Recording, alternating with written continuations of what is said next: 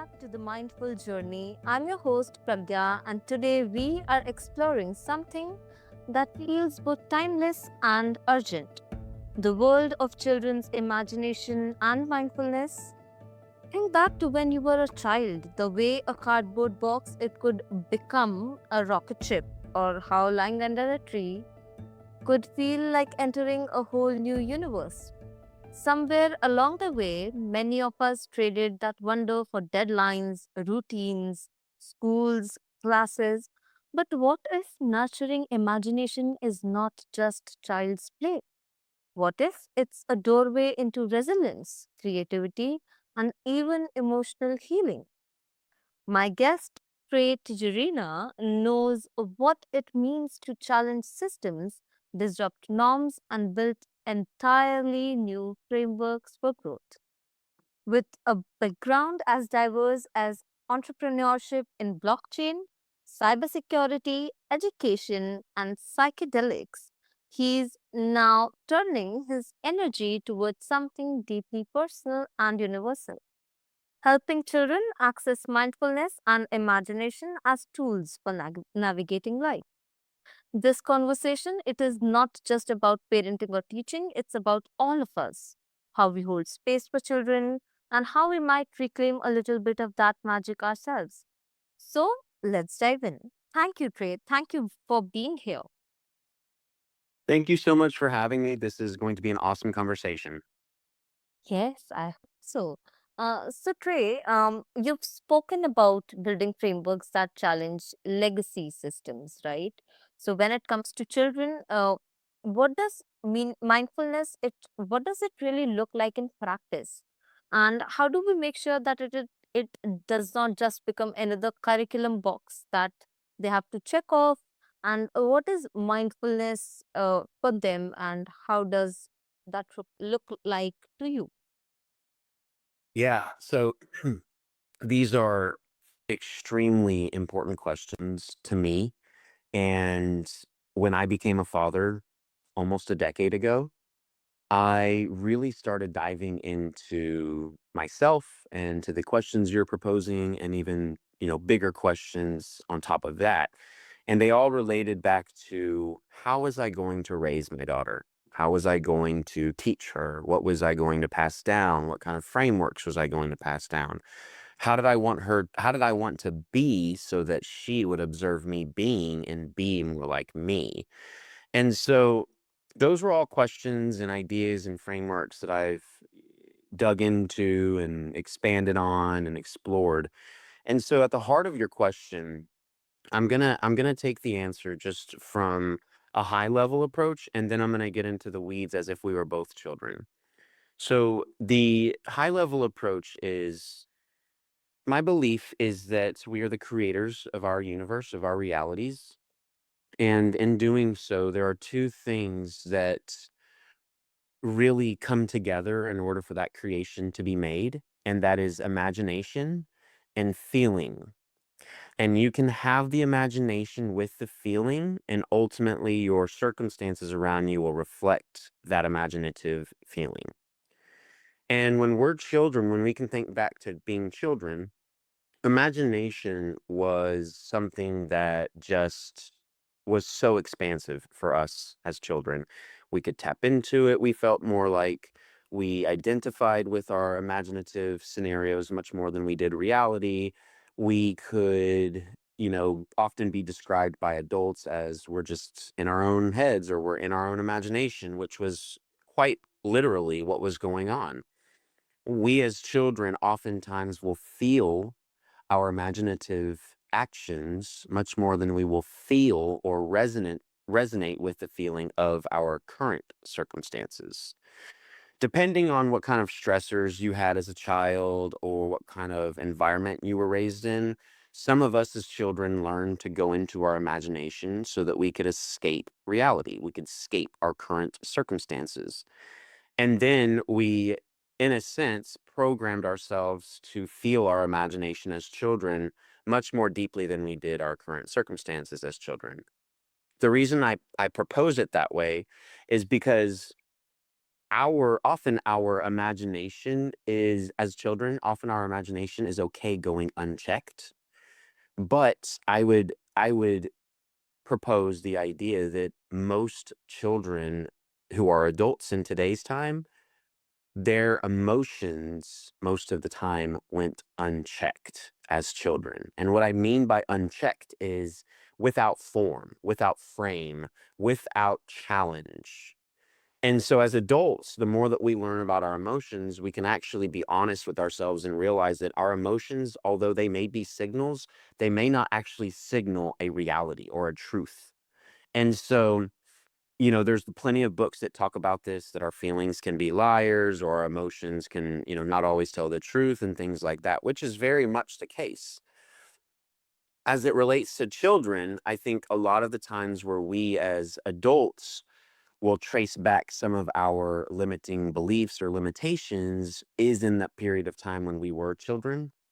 And I want the audience to kind of consider something. So, when we are human beings that are born and we are experiencing the world around us, typically what happens when we get to the age of about 4 to 6, and then so on and so forth, we start kind of grasping things a little better. Our brain is a little more developed, and so on. And when we are that age and we learn words and storytelling, we experience the world around us.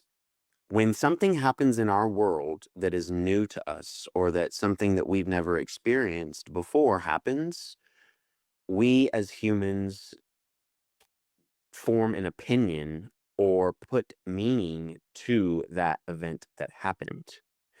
In order to do that, in order to put meaning on something or give something some sort of importance to us, we have to actually retell ourselves what happened. We have to retell ourselves the story of the event that happened. And we often do that using imagination. So we imagine the events that happened in the past in order to retell ourselves the story in the present. And typically, what I've learned as a professional, that in that time when we retell ourselves the story, that is often when we place limitations on the events that happen, or we often distort the reality or the truth of what happened, and we create our own sense of reality going forward. And when those stories and those feelings that are prescribed to those stories go unchecked, we can then develop really strong limiting beliefs and limitations for ourselves as adults that are pretty tricky to uncover. But in a nutshell, the importance for children to not only feel free when they use their imagination, but I think one of the important things that we can teach our children is to feel what they're imagining and make sure that what we're putting form to and what they're feeling is for their better health, for their deeper connection, for a deeper sense of feeling or desire for our children, because that's part of that unchecked thing where I'm sure all parents listening here, if they knew something was going on with their children, they would want to make a correction. And that's kind of what that unchecked thing is. If we just let their feelings and imaginations go without any sort of bumpers, if you will, then their guess is as good as ours on how that could turn. However, if we as parents can put a little form to our children's imagination and feeling that imagination, then we have really helped our children unlock the actual recipe for desirable manifestation. That is so insightful, and there are so many things that I agree with. And the way you talked about imagination, letting them, be there, and, not overcomplicating mindfulness for them, that is so true. Also, I really feel that the the things that you said, they really resonate, because I've seen schools and I've been in one. So, you know they just roll out mindfulness like it's homework. It's structured, it's rigid, it's graded. And we just, and when you watch a child stare at ants crawling on the ground, then is the time when we really realize that, they're really present over there, and their imagination is far beyond what we as adults may think. And yeah, I totally, totally get that. Also, Yeah, it's go ahead. hmm, yeah, you go ahead. I was just gonna add that, the one of the things that when when I look at my 2 daughters, I have one that's 8 and one that's almost 3, you know, play, as psychotherapists would say, psychologists would say, anybody kind of in that field of, interpersonal relationships, the the notion is that children learn through play.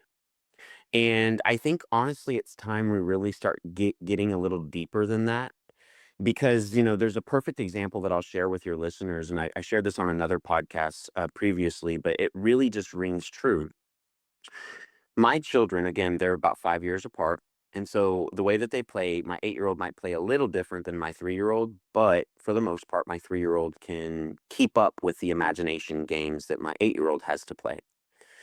And so my 3-year-old got like a little doctor set for Christmas or something like that. And, most of us can really remember as kids having some sort of doctor set or some sort of like game that we play to help people or to help fix things or what have you. But when my daughters were playing, I noticed that there was something that was repeating. And what was repeating was there was an assumed identity from one of my children during the game that they were sick. And in order to have a doctor, or I'm sorry, in order to need a doctor, you need a sick patient. And so, just by the sheer nature of the game, one person was the helper and one person was the sick person. And now, some listeners might be saying, what's the big deal, or what's the point here? The point is that my 3-year-old is much less mature than my 8-year-old. I can explain things to my 8-year-old that I can't explain and understand that she understands to my 3-year-old. And so when I realized what was going on, what I did was I talked to my 8-year-old first and I said, "Hey, baby, can we play a game where the identities of the participants of the game are more like I'm strong or I'm brave or I'm helpful or I'm something other than sick?" Because what I noticed was my 3-year-old was running around the house chaotically, screaming, "I'm sick, I'm sick, I'm sick." And so again, we really at face value, we really may not see an issue with this, but someone that studied words, language, and the impact of how we subscribe to those words on our futures, that just the impact it has on us psychologically. I understand that if I'm 3 and I'm running around and saying I'm sick, and that's the way that I casually play, where I assume an identity of I'm sick, then I'm programming myself at 3 years old to be sick. I'm using my words as vibrations, but I'm also assuming the state of being sick. And so if I'm assuming the state of being sick, then of course my reality around me in imagination is going to reflect that I'm sick. My arm's going to start hurting, my tummy's going to start hurting, and I'm going to express those things because I'm going to feel sick. Why? Because I've assumed the state of being sick. So in kind of just form as I've put it in that example, the identities that we often emulate that go unchecked can trip us up going forward.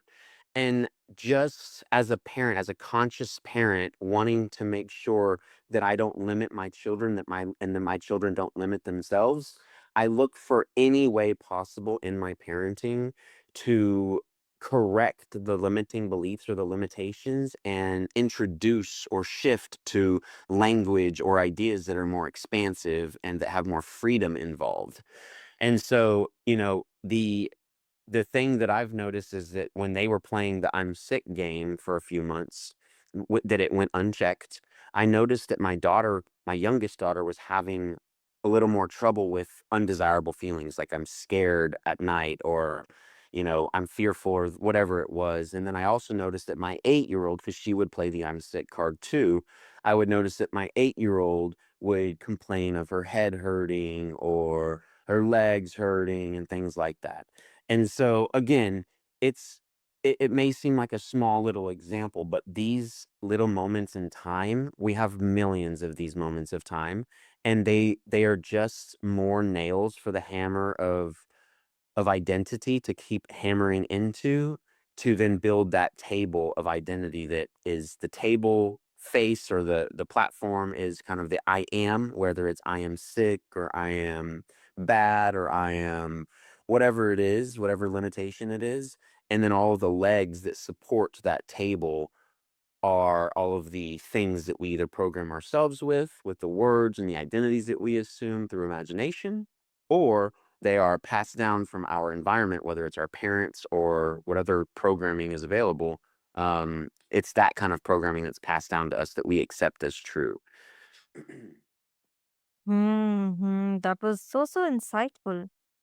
Yeah, so many things to talk about. Also, I feel that imagination, it is so powerful, and it is genuinely so powerful. So why do you think that our education systems, they work so hard to suppress it?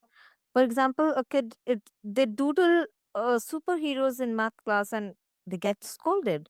And I remember when I also spent my hours pretending that my dolls were explorers, and I always got this, that be serious, it's okay, the dolls are over, the childhood is over, and I was still a child then, but then so why do we push kids away from the very skill that helps them to adapt to life's hardest challenges and know life in better ways, rather than knowing it through math formulas or science theories? What do you have to say on that?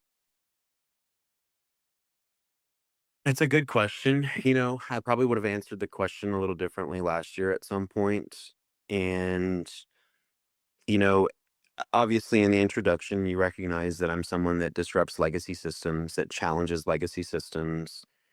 And if we look at the education system, that is a legacy system. Now, I'm sure there's a lot of listeners that have been informed that a lot of the ideologies behind the education system that we have today are rooted in a lot of limiting realities and futures, whether it's like, producing children to just be factory workers or just be compliant individuals, whatever the case is.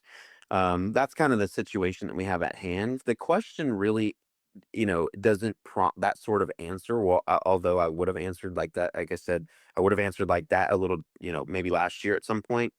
But my answer this year is kind of different. And it's probably because of my belief system. And so it is sort of high level, and I'm going to try my best to, I'm going to do my best to kind of condense it down. So, there's something I believe in called the collective conscience. And if, let's just call it 100 people. I know there's more people than 100 people in the world, but let's just say the collective conscience represents 100 people.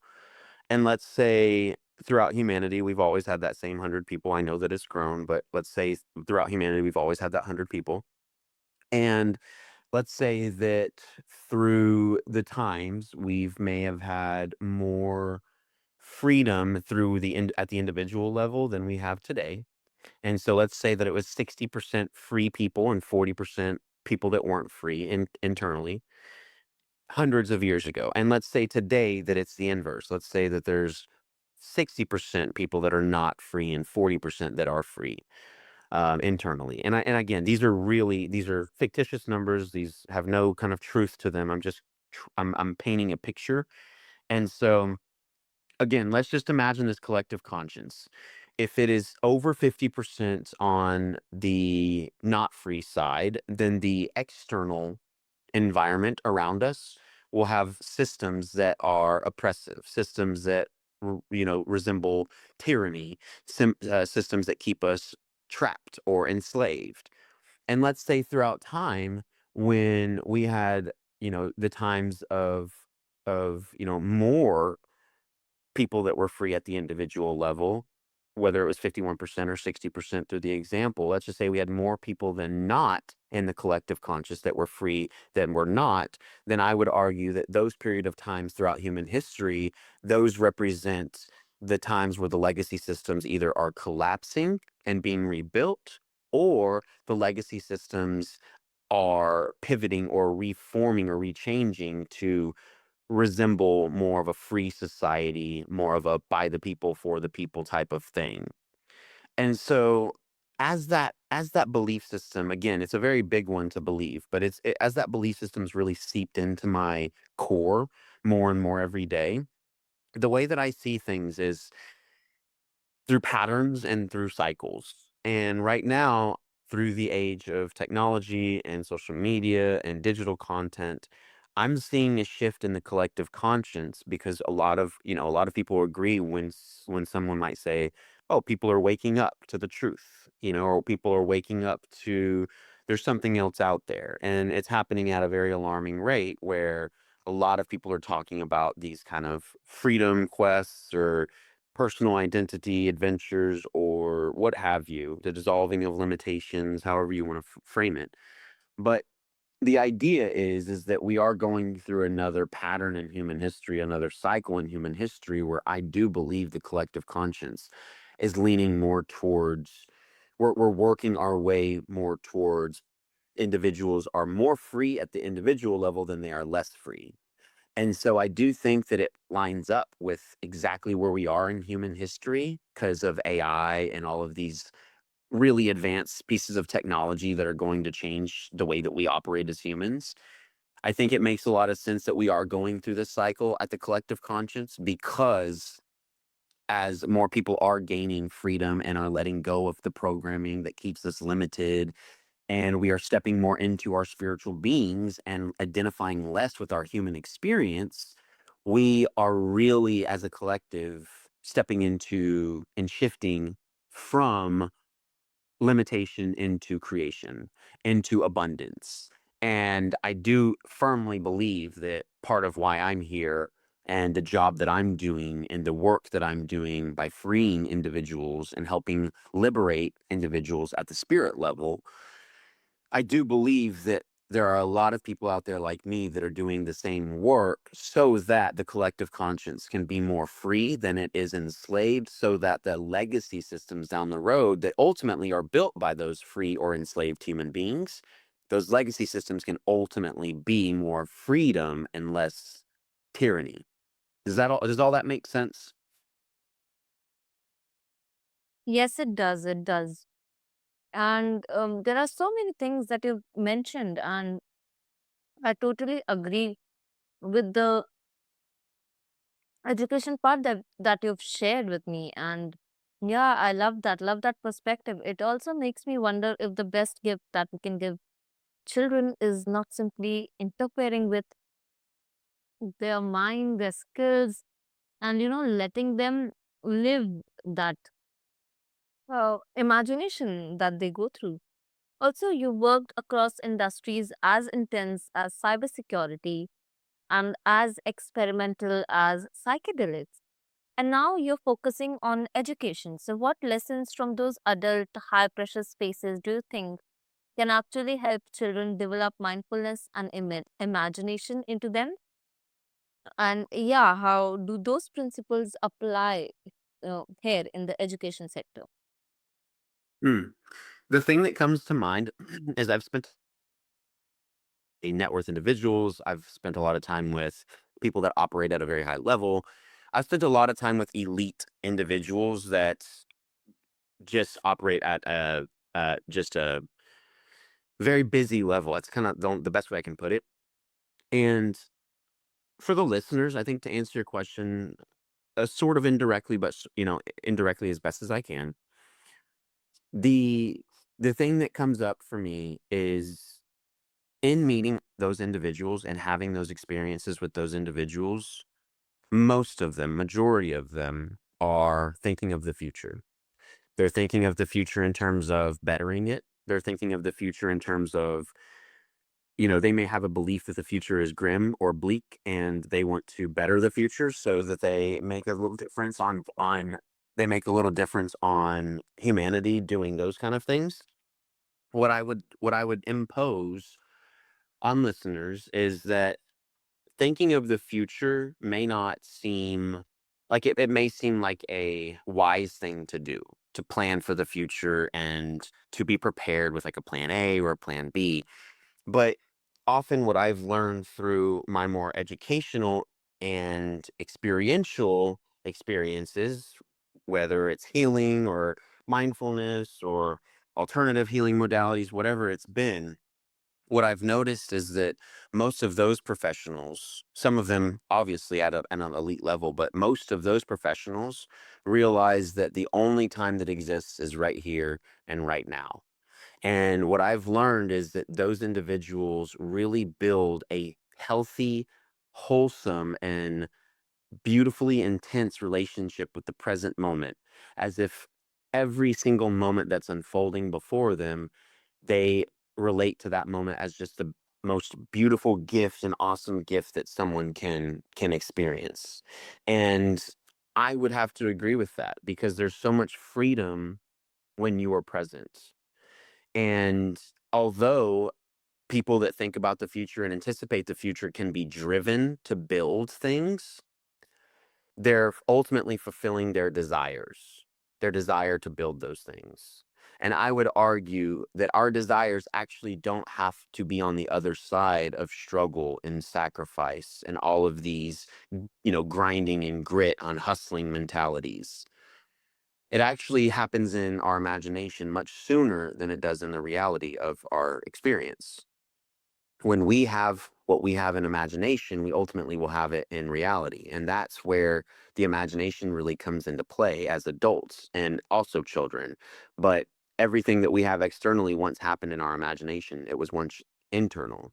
And so if people really want to change the world outside of them, start changing it with inside of you and realizing that everything you already want and desire is within you, within consciousness. And use your imagination to feel the feeling of having what you desire already. If you can interlink those two, the imagination and feeling your wish fulfilled, you will unlock your creator power much more intentionally. And as you go forward doing that, you will teach others that they do not have to sacrifice, strive, and struggle through their life just to have what they want. It's already inside of them, it's already available to them at every single second of the day. They just have to make that choice. And most people choose limitations for the struggle because that's what we've been programmed to believe is that life is a struggle or life is a beach or life has its ups and downs. But those are programming words and language that we really don't have to accept. So that's kind of how I would answer the question and kind of the advice I would give to people. I have learned a lot from individuals, but the most remarkable individuals that I've ever encountered have something inside, have something internal that I don't. And it's never really external that they have that I don't, that I'm really like, what have what have they figured out that I haven't? Like those things, people will often say that they don't impress me or whatever the case is. It's not so much of impression, it's more like curiosity. Like if someone has all that they want externally, and I see the type of person they are internally, it usually doesn't pique my curiosity because, like, that makes sense to me. But if I see someone that is immovable internally and that is completely 100% independent of their circumstances, no matter what's happening, then I'm looking at that person like, wow, you have something that I want, or you have something that I'm going after or working towards. And that's kind of the person I want to be or that I'm building myself to be. So that's kind of how I would think about it if I was one of your listeners. That is so fascinating. And to be very honest, that is how everybody needs to think about it. And, there are so many changes that need to be bought. And yeah, that is so fascinating. I love it. I love the perception. I love the perspective. Yeah, it's so good. Okay, so here is a tougher angle that I would love to throw on you. So what if encouraging children to spend too much time in imagination and just being into their bubble, does it pull them away from practical skills that they'll need later in life? And yeah, how do we balance creativity with preparing them for the real world? at the very same time. What do you have to say on that? Well, I would, if I was in a session or working with a family and I heard something like that, I would ask practical to who? So you mentioned practical tools. I would ask practical tools according to who? And it's usually according to the parents that are passing it down. And then I would also ask and I would challenge when, let's say the parents are kind of advocating, well, how do we get them ready for the real world? Well, then I would ask, okay, the real world according to who? Because the reality of it is that we all live in our own little worlds. That's our reality. And your real world might be different from your partner's real world or your wife or your husband's. And then that real world actually might be different from the real world that your children experience. And so I would look at it as this, because again, I'm a parent, I can speak to this. I would look at it as this. Don't impress upon your children your limitations. And often your subconscious limitations ultimately will seep through much quicker and at a much higher rate than your conscious limitations, because you'll consciously catch them and you'll rethink it and whatnot. But if you really want your children's world to change, again, it's the world they grow up in and obviously the world that they encounter when they're of age. If you truly want that to change and you want that to change for the better, then go internally. The more you go internally, the more you'll realize just what kind of subconscious patterns and limitations as a parent you're passing down to your children. And let me give you one example. When I was a kid, my mom hammered into me that whatever I did was a direct reflection of her. And some of your listeners might be like, well, where's the argument there? Like, is that not the truth? And for me, I'll be honest, when I challenged that belief, it took me a lot longer of a time to relate to it differently than I had been programmed. Why? Because it was a very deep program and it was rationalized. The program was rationalized. It made sense. It was how I was parenting. Like it was very deep. But it was only when I realized that it was false that I got freedom from it. And so the example is my mom told me that what everything that I did was a direct reflection to her. So what do you guess happened when I had a kid? When my kid was old enough to hear my words and understand my language, I told her the same thing. What you do is a direct reflection of me. So act right, basically. That's the implication of it. So be good, act right, don't embarrass me, that kind of stuff. The more that I really tried to poke holes through that limiting belief, the more I realized, wow, it actually there's a lot of freedom to seeing it the way that I was seeing it. So I'm going to pick it apart. The reason that what your children do is the reason why what your children do is not a direct reflection of you is because of this. Your children have the power of imagination in them, and your children have feelings in them. Your children have the ability to feel their imagination. And in doing so, your children, no matter how small they are, do create their own circumstances around them. They vibrate, they say words, they emit vibrations just from assuming a state of feeling. They take action, all of those things. They are their own human beings and they have their own limitations and their own way of going about the world. And so the best thing that I can do as a parent is separate myself and my programming from how I parent my child. Because the more I realize that, hey, this is actually a program that I'm passing down to my child. And it's a limitation because now my child is internalizing that everything that she does actually has to do with me. And that's a limitation because she's her own person. It's in fact the opposite. Everything she does has everything to do with her. And she has the choice, right? Because she has awareness and she also has a parent that is me, that I have the option and the action. I'm taking action to educate her and inform her that she has the choice, but she always has the choice to choose which state to live from, even though she's 8. She has the choice every day to wake up. Who do I want to be today? Who am I assuming I am? What am I assuming to be true about the world? She's as sophisticated as she's ever going to need to be in that regard. She's got it. And so the more I give my daughter freedom from my own programming, the more that I allow her the freedom of autonomy, the freedom of figuring things out, the freedom of challenging what I'm saying or challenging what the the environment is saying or telling her to be true and pursuing truth herself, giving her that freedom, I think is the ultimate gift that I can give her. I used to think about how can I set my children up? I used to think about the money that I would put away. I used to think about the future and how I wanted to make sure that she understood that, I wanted to make sure she had a certain framework for robots and artificial intelligence. But I really just let all of that stuff go because all of that stuff put me in the future and it also put her in the future. And it did not help her exist in the present, which is the core of being mindful of the present, appreciating every single learning to appreciate the uniqueness of every single moment unfolding before you. When I give my daughter that gift, that is freedom. Freedom from the future, freedom from the past, freedom from necessity, freedom from obligation, and freedom to just be.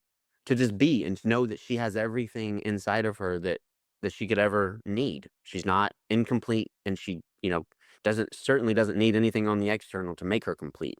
So that's the kind of freedom and the kind of framework that I use for my children personally, and I invite your listeners not to take it directly, but to at least challenge what they're passing down to their children and ask themselves, is this programming that I got and is this really true? To the extent where like, you know, is this limiting in any way? I think that's the best question you can ask. Is this limiting her in any way? And just, do your best to look for those limitations and you'll find them. And the more you practice, the more the better you'll get at it.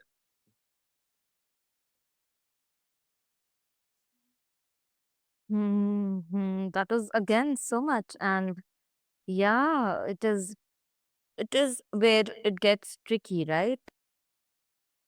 We all know that structure and responsibility, it matters. Also, as we close, I keep coming back to something very, very simple. And I've been listening to you and your insights, and they were so, so great.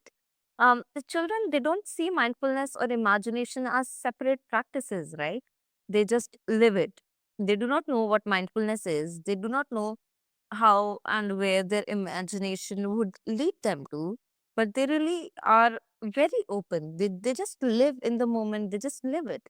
And maybe our role, it is not to teach them as much as it is to protect that natural state. It's to remind them that it is safe to dream and it's safe to pause and that it's safe to fall and that it's safe to be curious and it's safe to be weird. It's all of that. And my guest today, he reminded us that imagination, it is not an escape from reality. It is a way to build new realities. And mindfulness, it is not just a tool for calm. It is a way of being fully alive, knowing yourself, knowing what you love, knowing your imagination. And so, as you step back into your day, maybe try noticing the small things with a childlike lens, the way sunlight dances on a wall, the sound of laughter in the distance, or how a simple walk can feel like an adventure if you let it. These tiny pauses, these reconnect us to just, the children that we are, the children's world that we really always want to live in. And the forgotten wonder which got, lost long past. I am Pragya, and this has been the Mindful Journey. Thank you for listening, and until next time, may you hold space for imagination, presence, skill, your own mindset, and everything and everybody around you, the children around you, and in the child within yourself.